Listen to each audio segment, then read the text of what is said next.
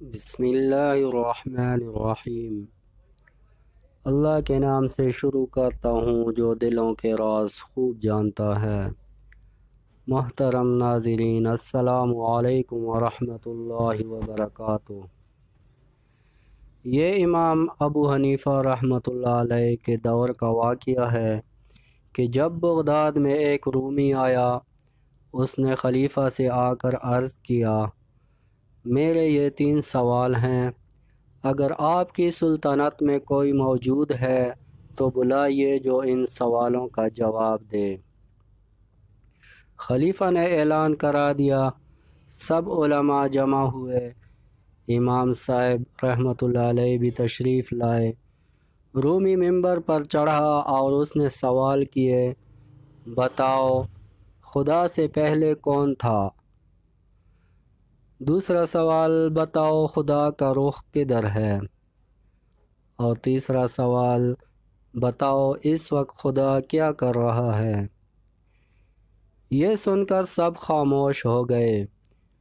امام ابو حنیفہ رحمۃ اللہ علیہ آگے بڑھے اور کہا، میں جواب دوں گا لیکن شرط یہ ہے کہ آپ ممبر سے نیچے آئیں۔ رومی ممبر سے نیچے آ گیا۔ امام صاحب ممبر پر جا بیٹھے اور سوال دہرانے کو فرمایا۔ رومی نے سوالات دہرائے۔ امام صاحب نے فرمایا، گنتی شمار کرو۔ رومی نے گننا شروع کیا۔ امام صاحب نے روکا اور کہا، 1 سے پہلے گنو۔ رومی نے کہا، 1 سے پہلے کوئی گنتی نہیں۔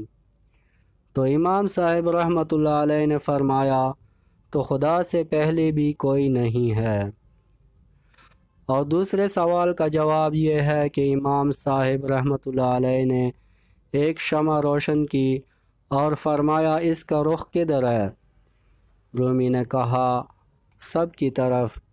امام صاحب رحمۃ اللہ علیہ نے فرمایا، خدا کا رخ بھی سب طرف ہے۔